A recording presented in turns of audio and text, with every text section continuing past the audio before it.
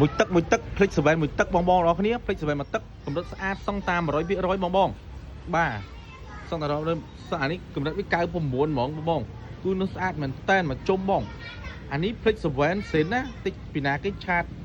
មកសួរថាបងសិនអត់ខ្ញុំអត់តបសារមួយបងៗគ្នាតិចច្រឡំឆាតមកសួរសិនអត់ទេណាបងៗនេះអត់និយាយជាមួយទេ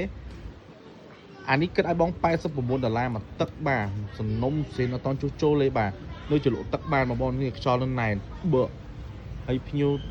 ទិញប្រើទៅបញ្ចូលថ្មបាន2ដងហើយបងគឺស្អាតមែនតែនបាទនោះស្អាតទាំងអស់បាទភ្លេច7អានេះសិនណាបងបញ្ជាក់ទៀតសិនណាបើគប់2តែ30រៀលបងចំណាំមកច្បាស់ណាអានេះសិនមកទឹក$89ហើយអត់មានសួរថាសិនអត់សិនតែសួរតែសិនគឺខ្ញុំអត់តបឆាតជាមួយទេបាទតនេះឲ្យស្អាតមែនតើមកគ្រាប់នេះយកទៅដេកយូរសពល្អហ្មងបាទលឿនឡើងបងប្អូនគ្នាតម្លៃ$89បងលឿនអ